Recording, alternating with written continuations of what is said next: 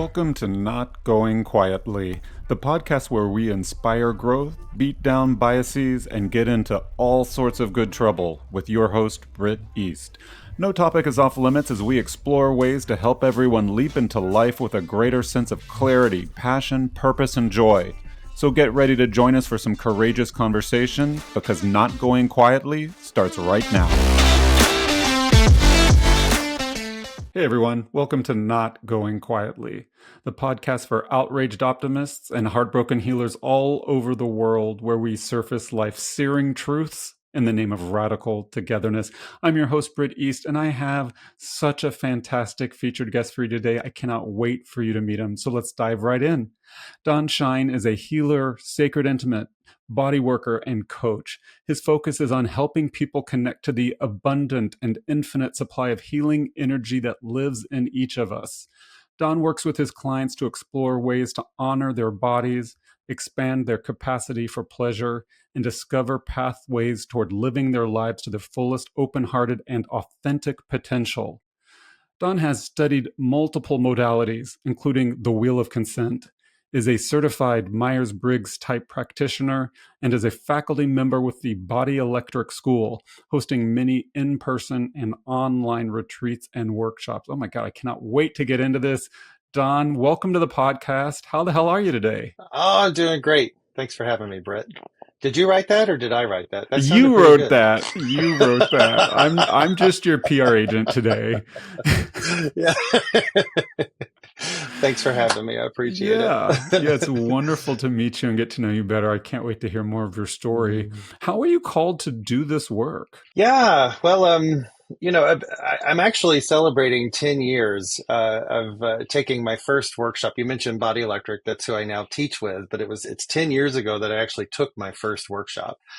It radically changed everything for me. I lived a pretty good life up until that point, but I think in terms of living the most authentic version of who I am and I carried around a lot of body shame. I carried around a lot of insecurity. Just my own sense of worth was really kind of low at that point in my life. And the work radically changed that. It just sort of gave me access to seeing an opportunity and seeing life in a totally different way. And so, you could say I certainly dedicated my life to bringing that access and bringing that little open door for other people. And so I felt a definite calling to do that. And it's something that really nourishes me. And I'm very honored to do it today.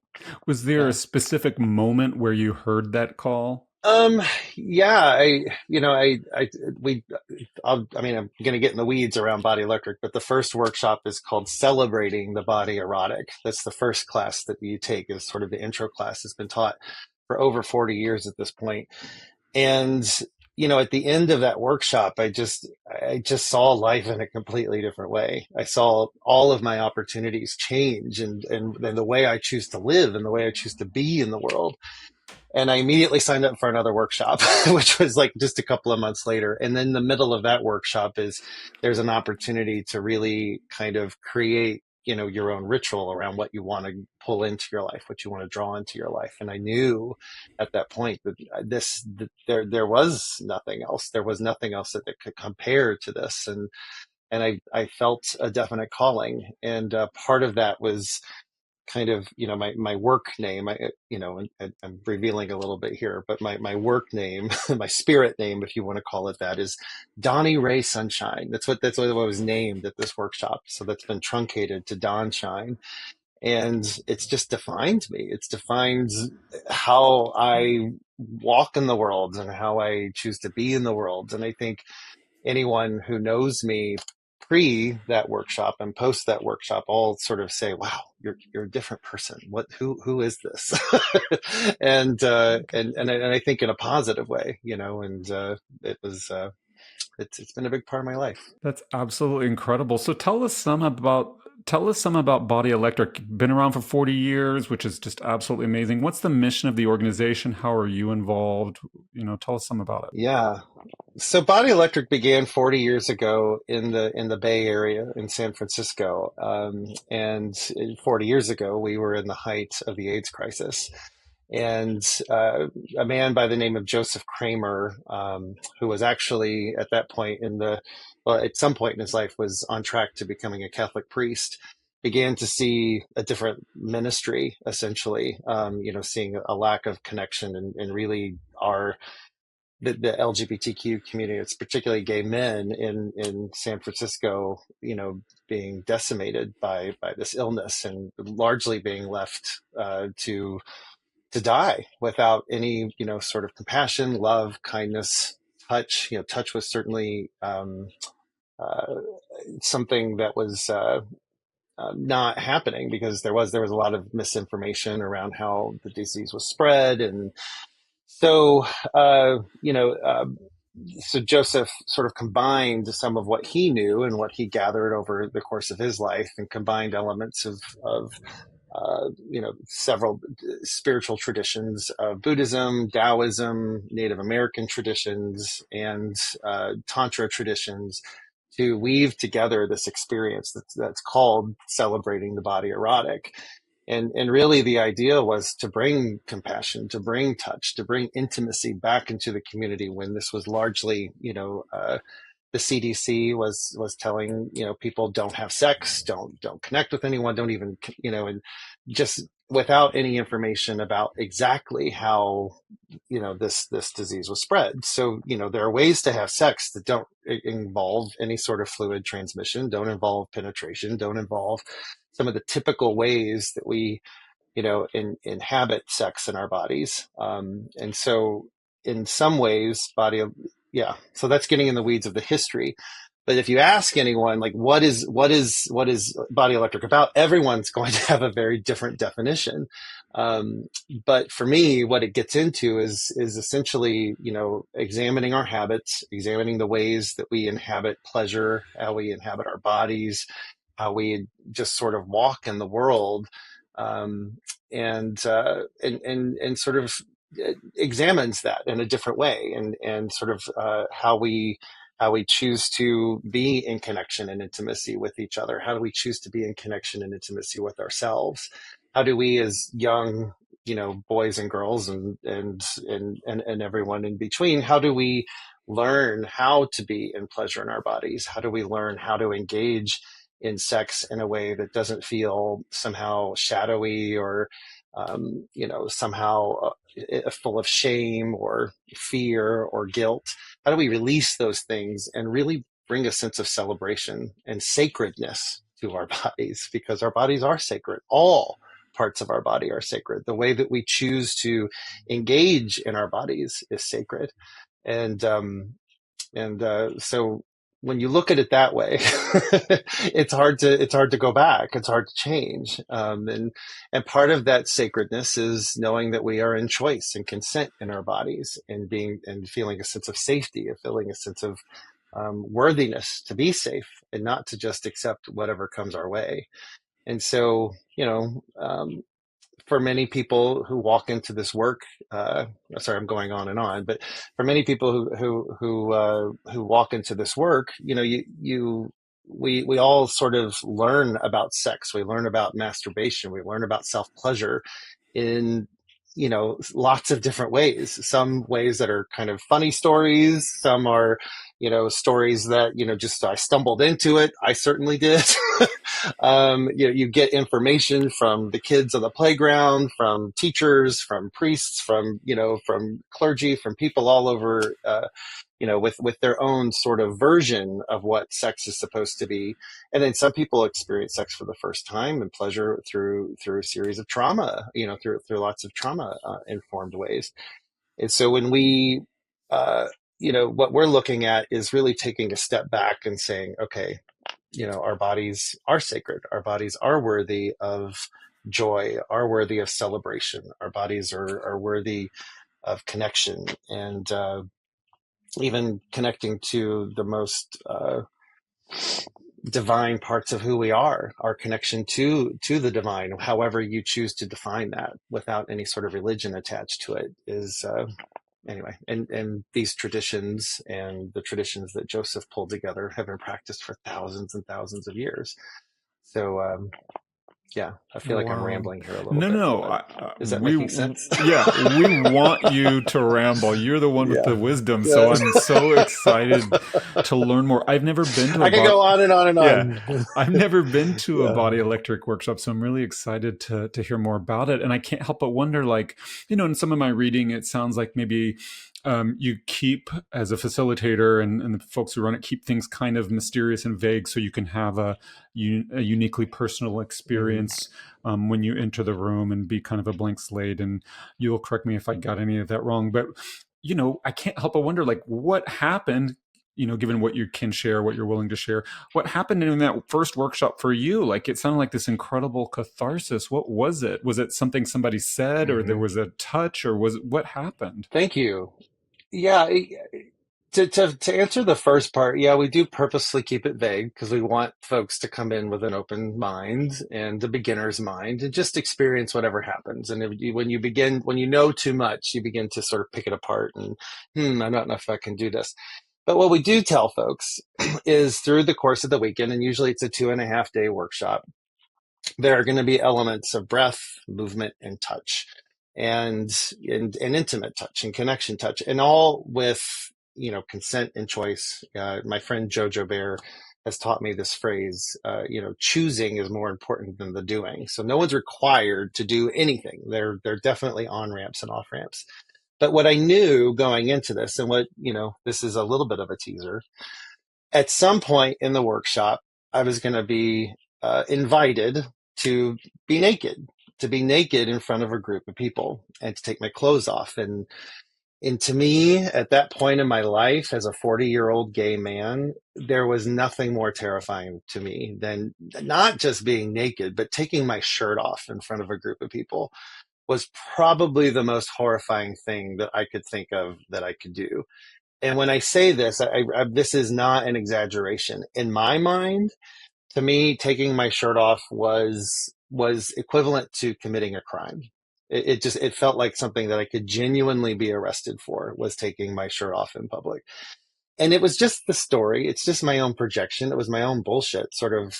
Oh, you said I could say that word, but it was just my own story that I was telling myself and no one else. And so I knew it was coming that weekend, and by the way, it's so beautifully crafted. It's not like you walk in the door and you take your clothes off, and it's not a free for all. Everything is sort of carefully planned, step by step by step, in a sequential way. And it just happens in this way that when you're doing it, you're thinking, okay, this is happening and I'm not scared. I'm in control. I feel safe. I'm with people who care and love me and are not going to judge me. At this point in the workshop, I felt that way. And it, when I stood in the room and I stood there naked, and not everybody was undressed at that point because of the way the process works. But when everyone was, I, all of it, like all of that fear that I'd been carrying for 40 years, all of that weight, all of the bullshit that I had sort of told myself was just gone.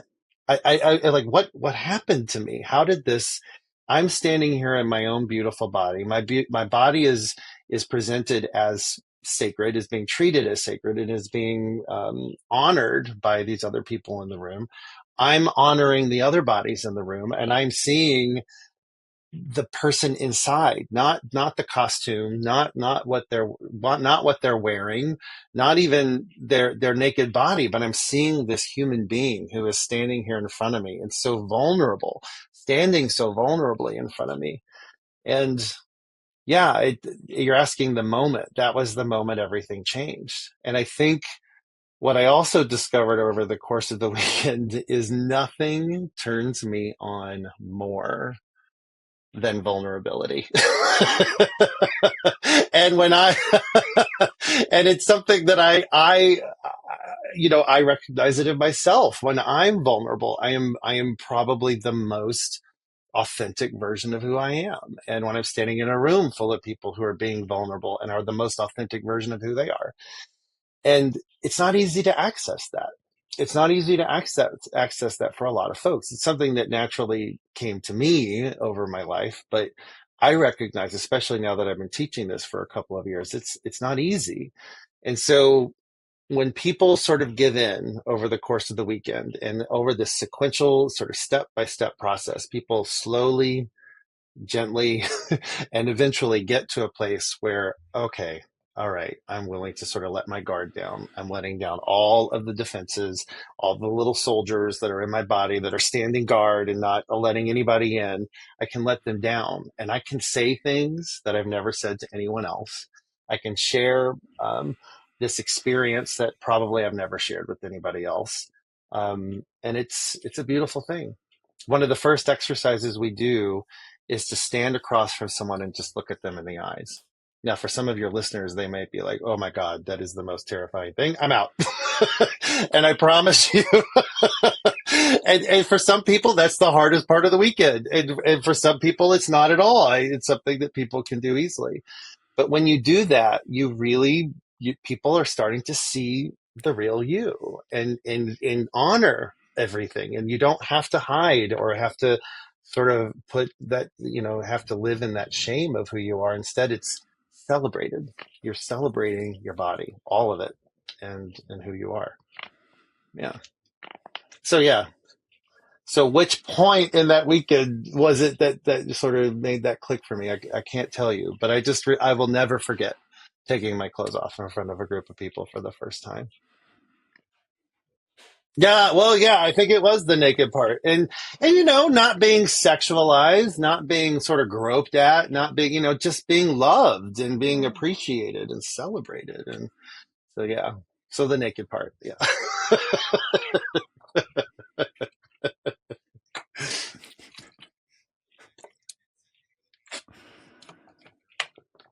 Hmm. Hmm. Yeah. Hmm.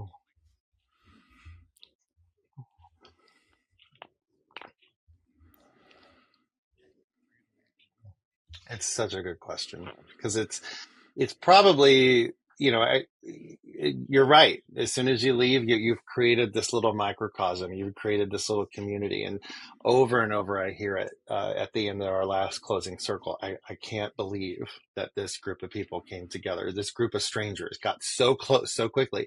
And now what? Now what do I do? And my my experience.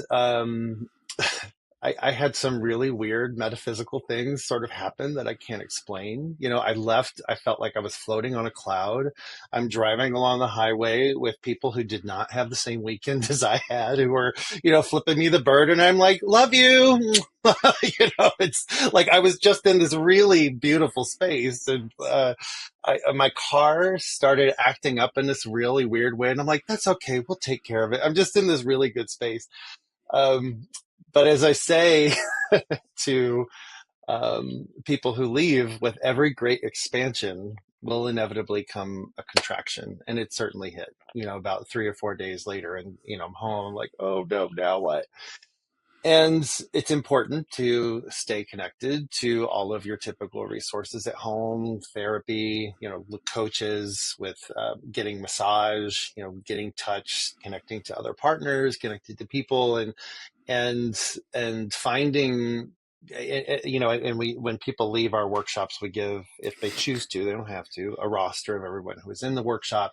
So a lot of times folks will reach out to each other to stay connected, and to remind each other, yeah, this is real, this is important. And so we invite people to come back to other workshops. You could either repeat the one that we did, find, we have advanced workshops that sort of build upon what we do on that first one, or connect to a sacred intimate, which is what I do. And so I work with people one-on-one to help kind of connect and release some of, in one weekend, you're not going to suddenly, you might have a transformative experience. You might not, it might not work. And I can't say it's going to completely change your life the way it did for me.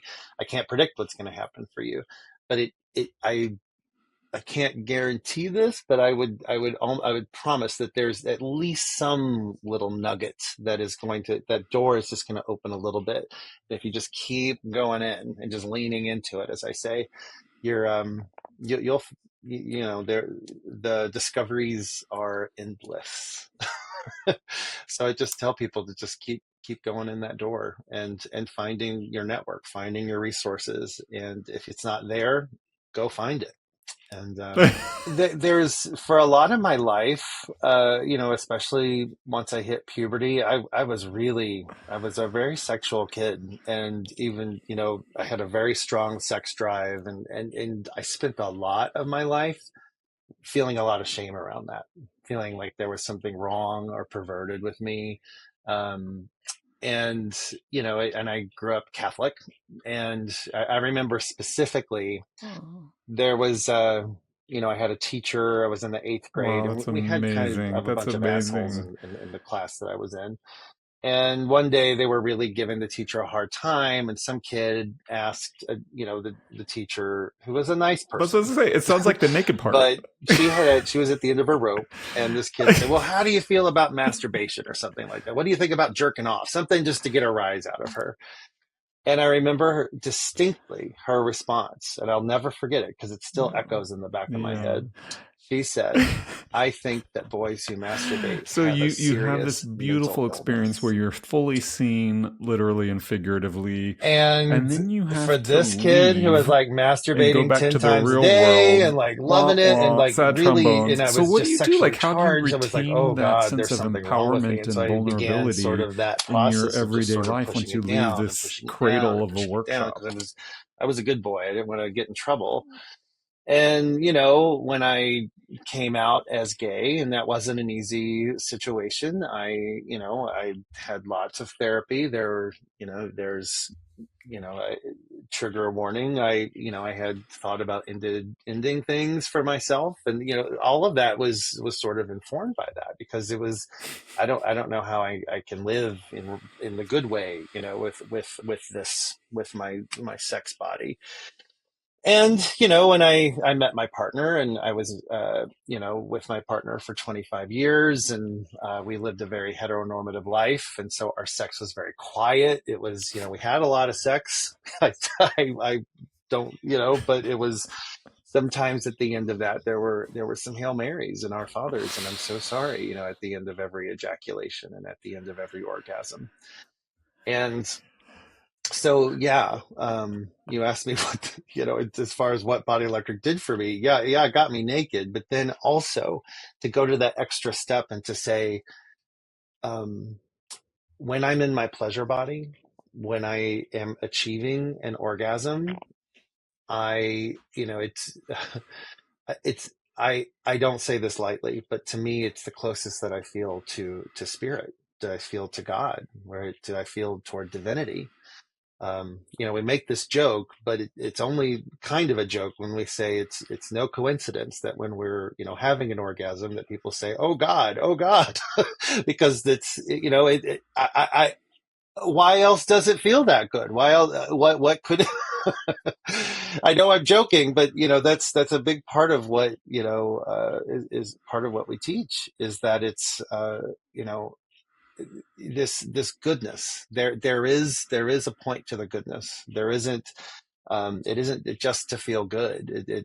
And when you bring intention, when you bring mindfulness to your sex, uh, to how you engage in pleasure, especially in a consensual, loving way, it's how could it be wrong? How could any of that be wrong? And so it's, yeah, the before me and after me is very different, and I choose to live in a very open, I'm very open sexually. I'm very open around how I talk about sex, and if people get me talking about it, then I'm just sort of uh, begin shedding some of the shame Hmm. and the layers that a lot of people carry around this, and Yeah. just try to find the joy and the love that can come from it.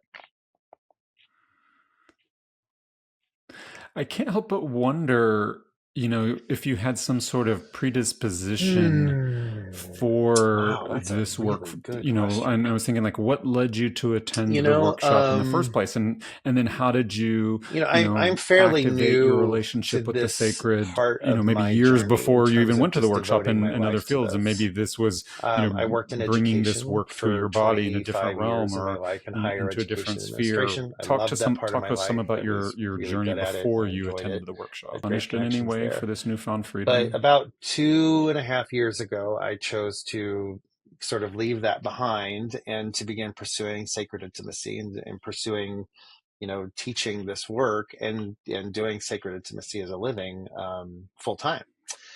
And it's been a really beautiful ride. I've had some really wonderful experiences, and I'm really glad that I've done it. But in terms of the cost, um, there's some people who just don't get it.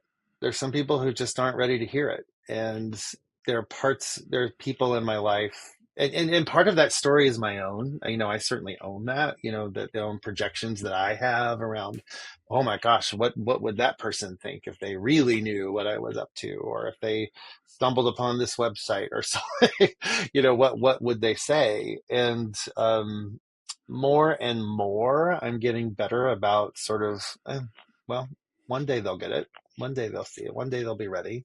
And when they're ready, I'll be happy to talk to them about it. But it's, in terms of the cost, that's one of them. Um, sometimes it's, I'm able to give and give and give to others. And sometimes it's like, okay, where is mine? And again, getting better about it. And I've got my own coaches and resources and therapists and energy healers in my life who help me to stay grounded and stay energetically connected and balanced. That's the word I'm looking for. Balance.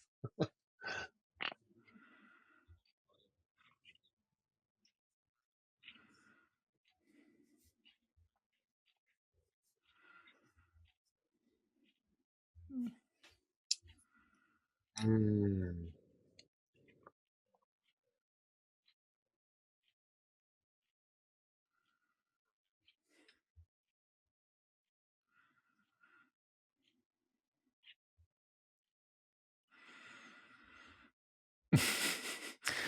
We have a lot of Yeah, healers that's right. who are in our Yeah. audience, and I think that's one thing I try to make really explicit to them is the utilization of healers by other healers Hmm. to continually replenish and refeed and restore, because that's the main thing I hear is burnout issues and you know people struggling to maintain that balance.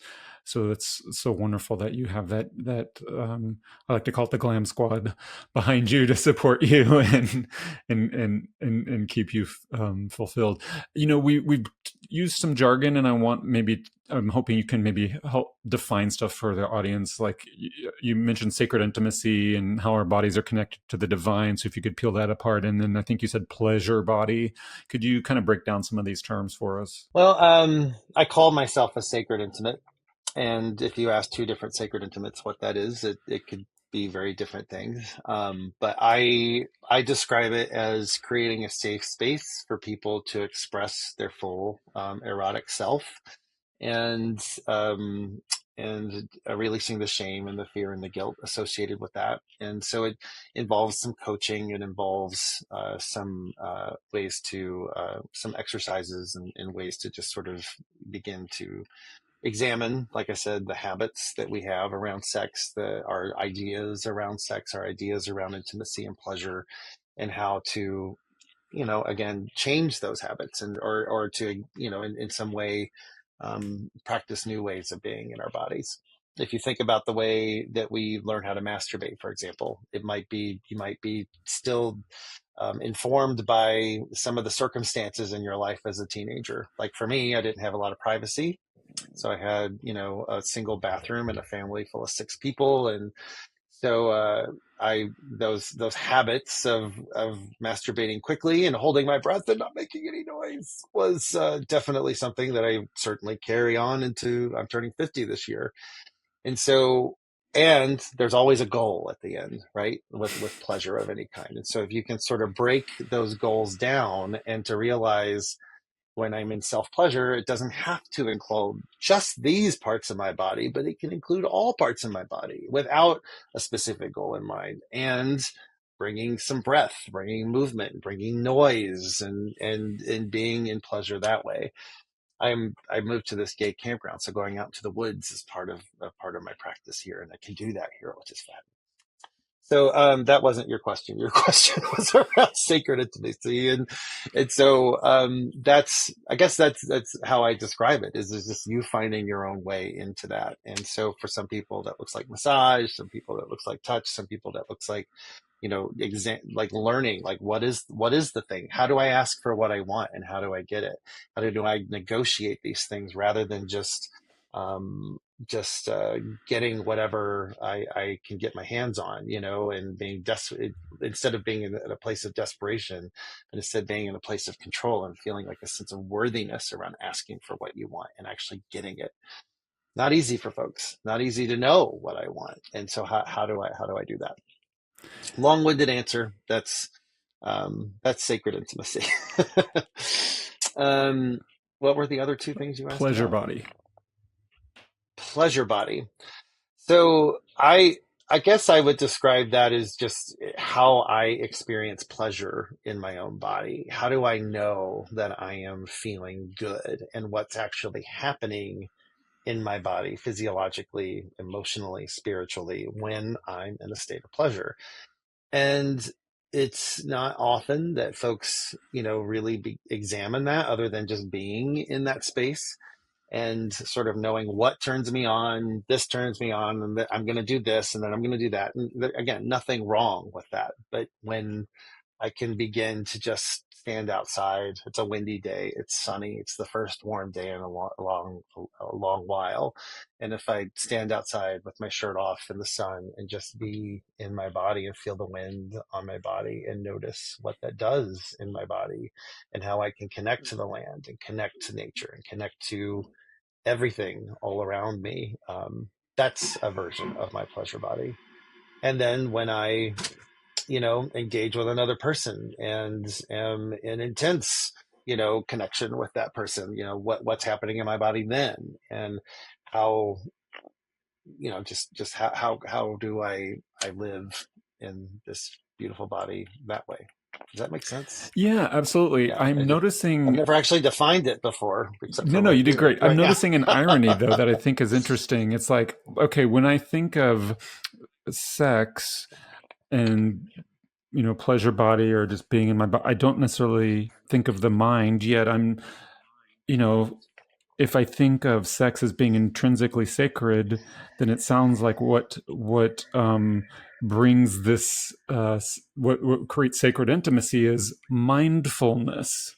So that's ironic. It's like the application of awareness to the experience my body's having is what helps make it transcendent because it's intrinsically sacred. So when we talk about sacred intimacy, it's like, oh, okay, if it's intrinsically sacred, well, then how is it any different? Well, it seems like, and I want you to correct me, it seems like what you're saying is it's the element of mindfulness. And I know there's this whole Taoist kind of background with body electric and maybe some of your other philosophies. I don't know, but am I in the right ballpark? Is it seems kind of weird? Yeah, I mean, it's mindfulness is certainly part of it, bringing intention in, in what I'm doing and awareness of what am I going for here? What is it that I'm seeking? Is there part of me that is, a lot of the work that I do and a lot of the work Body Electric, especially in recent years, uh, um, references the work of Dr. Betty Martin. I don't know if you're familiar with the Wheel of Consent and recognizing who the pleasure is for and recognizing, is this pleasure for me? Is this pleasure for my partner? And Mm. am I in the space of taking pleasure? Am I in a place of giving and so I won't go into the weeds too much around that, but just, you know, again, some of it comes back to just, so many people that I know just, especially in our app culture, if you're downloading apps to hook up and in hookup culture is is just taking whatever I can get, just taking whatever is here, and just doing, what are you into? Here we go. We're going to do that thing. We're going to do this thing, and then we're going to get to this place. And great, it's over and done. Bye bye. Thank you. It's very transactional. And when you can take a step back and to really go and to really connect with another human being in a very spiritual, full, authentic way, it can be it can really be transformative. It can really be expansive, and to bring awareness and to bring genuine healing into your life and to each other. And as we say in the work, it can bring healing to the planet, as considering that we are so often in this place of shadow, so often in this place of taking, or especially if you consider how much assault and trauma exists in our lives, particularly as it relates to sex. A lot of people have had horrible experiences as it relates to sex, and so if we can teach people how to be in a place of mindfulness and a place of authenticity, versus being in this place of just taking and giving, and just I got to get to this place where I'm going to achieve this ejaculation, and if that doesn't happen, or if I can't get hard, or if I can't do this thing, or if I can't do that thing, then I failed. And it doesn't have to be that way. you know Yeah. It's interesting to think of failing at pleasure. That's like got to be a uniquely hmm American concept. But what you got me thinking about was interrupting patterns, whether it's a patterns hmm that are continually foisted upon us as we all kind of swim through this soup of and are saturated by messages of straight supremacy, or the patterns that form through the conditioning of our experience, as we evolve and grow and transcend maybe some of the adverse moments and challenges in our life.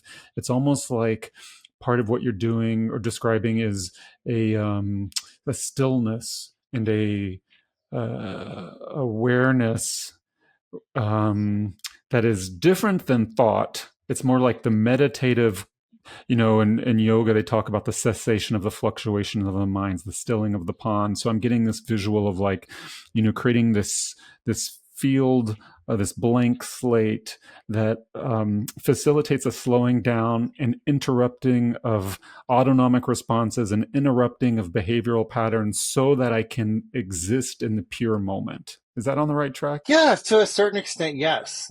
And yet, we also teach a lot of big breath movement and a Mm, lot of breath, and to move some of what's stuck in our bodies. It's a mhm, very Kundalini sort of approach mm, to things, and mhm.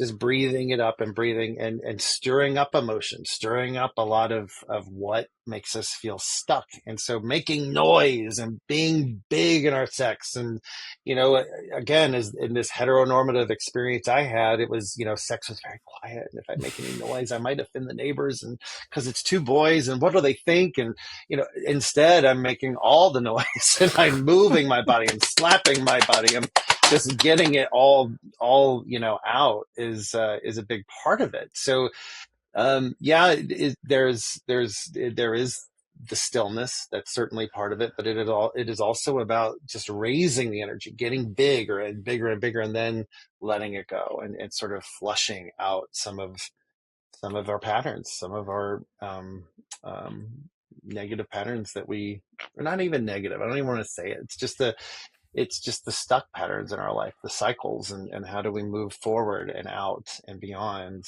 and to wherever it is we want to go. It What do we sounds want to draw like in our life? it sounds What do we like want to let go of? it sounds like erotic empowerment, and I'm curious about hmm what that is and how we can get some more. Is it something you can buy on Amazon Prime? Like, can I have it delivered in 24 hours? Erotic empowerment.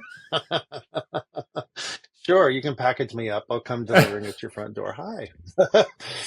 No, yeah, I wish I could, and I wish I could, it's not easy to convince people to take the risk and to think, how can I, how is this related to me in my life? And no one could ever possibly understand me or what I want, or I don't even know what I want. So how do I even know what erotic empowerment can do?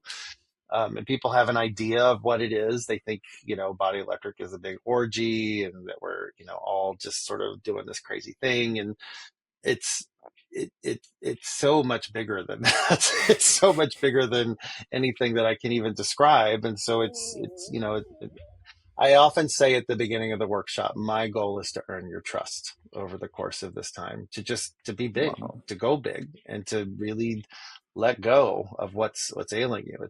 It's less about me and more about you, just being vulnerable, Hmm. and allowing yourself to go in places you never dreamed. That's Yeah. beautiful. This is a leading question because you kind of alluded to it previously, but as in thinking about in our society, which is oriented towards queer loneliness and despair, why is it so important that we learn how, as queer people, to stoke our desire and claim our pleasures? I think it's important for all of us to do that. I think it's important for all human beings to do this. But it's particularly important for gay folk to be big, to show, in some ways I feel like we show the world how to live. Because all of us, it's not just queer folks who get stuck in our patterns or get stuck into the way we should be or the way our lives are supposed to be. And rarely do we take the opportunity to know what is it that I really want in my life? What do I want to attract in my life? You ask the 20-year-old version of myself that if I'd be, number one, taking workshops related to sex and intimacy, and number two, much less teaching workshops related to sex and intimacy, I never would have dreamed that this was possible. And so to me, it's the thing I've been called to do, and I see it and I hear it over and over again. The number of people who come to a workshop and they say, I've been in years of therapy. I've been in therapy for over 30 years, 40 years, 50 years, my whole life. And I have not been able to move things in my life the way I did in the past 48 hours. It's so it's, there is, it's all connected. There is, what we do in Body Electric is wonderful, but it's it's not proprietary. It's not something that we own, that is ours and ours alone. We are pulling from lots of different traditions, and so there are lots of people who teach the same stuff. You might even say that in some ways, organized religion is sort of connected to this. That when we go to yoga, when we exercise, when we see a therapist, when we, all of these things are interrelated and connected to just it. My one of my teachers, Harry Faddis, calls it like links in a chain. Everything is a link in a chain that'll get us to this place of awareness, and for all of us. And to me, our erotic selves are intricately sort of woven into each link in that chain. So whether we are on a path of, you know, uh, you know, whatever our path is to enlightenment, whatever that looks like, it's all interwoven and interconnected, and it's part of everything of who we are. So yeah. So when you talk about what is the word you used, erotic empowerment, it's that when you can harness that energy, it, what I often like to say is I grew up in Kentucky. I grew up in a working class household. I didn't hear the word chakra until I was 41 years old. And I was like, what's that? And I was actually talking to my tantra teacher today, and was like, do you remember how much resistance I had to this? I was so like, what are you talking about? Where's that in my science books in Kentucky? It wasn't there. So when to where was I going with this? Hang on, I was losing my train of thought. What were we just talking about? Help me. Erotic empowerment. Right. And so, okay, this is where I was going with that. In my classes, I talk about if this idea of chakras is somehow like, if you're resistant to this, if you're resistant to this whole idea behind it, or resistance to somehow that there's this energetic connection in all of our bodies, that we're connected to each other, you can at least begin to recognize that there's a lot of energy in our erotic self. I'm pointing down because, at least at some point in our lives, we begin to recognize there's some energy here. And sometimes it takes all of my attention one way, or it takes my attention this way. And sometimes I use it for, okay, well, how many of us have just jerked off to get rid of that energy, or found someone to have sex with because I'm just so full of this energy. But what happens if I can actually harness that energy and apply it to all aspects of my life? It's incredibly empowering. And so, one of the examples I always use is that day that I left. You referenced this earlier. The day I left the workshop, my car. I mentioned this earlier. My car started freaking out, and again, it was metaphysical. Like the computer went out. My speedometer went out. It's never happened since. It only happened that one time, and I drove my car directly to the auto dealership, and I didn't have an appointment, and you had to have an appointment to get there. And I just drove it so confidently. I walked into that room, and normally I'd be like, "Excuse me, can someone help me?" I walked in and just said, "Hey, how's everybody doing? My car's not working. I need somebody to take care of it. Here are my keys. Have a great day." I don't even know what came into me. And those mechanics looked at me like, okay, well, sure, Mr. McGovern, we'll get your car. Like, we'll take care of that. And at the grocery store, like, hey, how you doing? I hope you're having a good day. And, it becomes very empowering to just, I'm not talking about, harnessing this, erotic energy and going out and doing, sexy things with people. It's Wow. genuinely just there's this concept of a meta, sending goodness out into the world, of sending goodness and being in a space of just sharing this part of who I am with you, at strangers, with you, Britt, with anyone I encounter in my life, and try to just pass it on, you know. I don't know what I would have said that would have gotten through. You know what I mean? Because there were lots of people trying, including my ex-husband, who would just, he's like, "Do you not see how wonderful you are? Can you not see this person?" But I think that's part of the point, Britt, is there was so much shame in terms of that Wow. pervert that was in there. It's like, oh, I'm gay. There's already that. And in my Catholic life, we were going. My ex and I, we were both Catholic. We went to church every Sunday, and we'd hear these messages that were just constantly, we're somehow lower than the rest of the planet, and of course that's bullshit. And in some ways it's it yeah, I don't know what I would have said that would have gotten through, other than just keep saying you're beautiful. I hope you can see it. Yeah, yeah. One of the things. Oh, well, I was gonna. This is revealing a Erotic little bit, empowerment but and one your of the I was resistance talking to about tantra. sending meta, right? um One of my favorite practices is going to a bathhouse and being nice to people at a bathhouse. You know, you when when you go in a bathhouse and people are like, nobody wants to engage, they don't want to talk, they're sort of in the shadows. I'm like, hey, how you doing? You look great. You look wonderful. Ah, you're so hot. And like just being that open dialogue in the sauna. Some people get annoyed. Some people like the sort of quiet thing, but I'm like the friendly, happy guy, and it's uh, I have an article my friend Steve Schwartzberg gave me. It's called "Sending Meta in a Dirty Gay Bar," and just sending it out, even just telepathically to the world, like, "May you be well, may you be happy, may you be free of suffering," and it just makes yourself feel good. Oh yeah.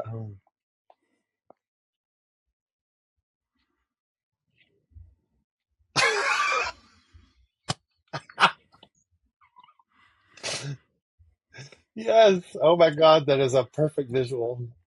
Just barreling on in there. Hey, everybody, I'm here. What do I consider? So, what do I consider sacred in my life? Yeah. Um,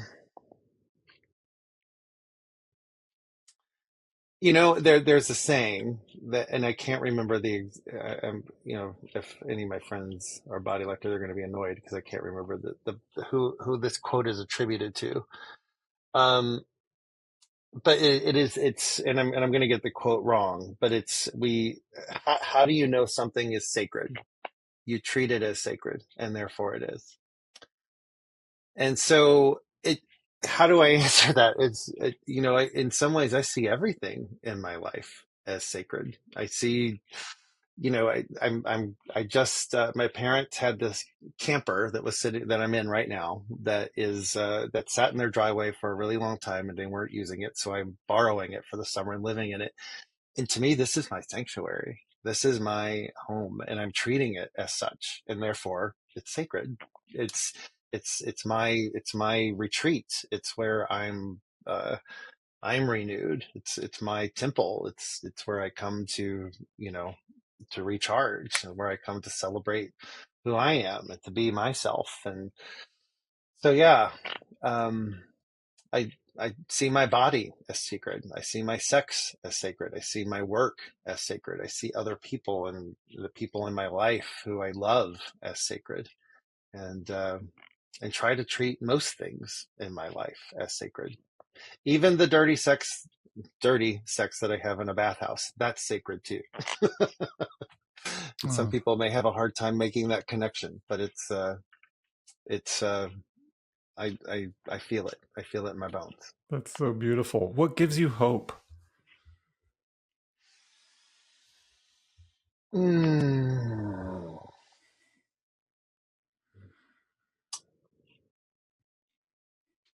You know, a lot of the work that I do gives me hope. A lot of, when I see someone's face, transform, and when I see them suddenly get it and see the light, and whatever that light is for them. And by the way, my light's different than your light, but when I see it, it's that gives me hope. And but even just beyond the work that I do, my I hang out with my nieces and nephews for their birthday. Their uncle takes them out for one day of the year, and I was with my nephew the other day, and he was. I see a version of him able to. He's only 8, so we're at the zoo. We're just walking around, and he's just being himself. He's like, there's no obstacles. There's nothing in front of him. And I feel like, to a certain extent, because of the time we're in, because of the experience his parents and what they're allowing him to be and how they're allowing him to live, there there's there is this authenticity that's coming out that I didn't have when I was that age. And so, that gives me hope. And I try to, there's a lot to be worried about. There's a lot to be afraid of in our planet right now. There's a lot to mourn in our planet right now. There's a lot of bad things happening, but I try to find the hope in those little moments, and know that, keep hoping that this generation will, because they're able to be themselves, because they're able to step into the most authentic version of who they are, they can, I don't know, help save this planet, I guess. Yeah. Yeah, it seems like Yeah. such a tall order to hold the despair of life and to sit with hope Hmm. and to do the laundry. It's like, oh my gosh, Yeah. something's got to give. How do we get through the day? Hmm. you know? Yeah. Yeah. Well, again, bear with me as I get a little woo woo, but, taking it away from my conversation about my nephew, but more about the self pleasure part of who we are. There's my teachers have said this for years, and it, well, there's this phrase that the Lakota, that is often attributed to the Lakota tribes of Southwest America, and it's Matakwiosen. we're all connected. All of us are connected energetically. We're connected to all living and non-living things. And scientifically, you can prove that we are all connected in some way, that our atoms, molecularly, we are all connected. And when we send metta, when we send pleasure, when we are in pleasure with ourselves, and when we're in pleasure with the planet, we're sending healing to the planet. So, when you go home and you practice in self-pleasure, you're bringing healing to yourself and you're bringing healing to the planet. Send it out. Send out that metta to other people. And you're sending goodness to the world, because it is, it's overwhelming. It's overwhelming how difficult things are. And where do you even begin? But sending love to yourself, sending love to each other, even in a bathhouse. Especially in a You can bathhouse. do it.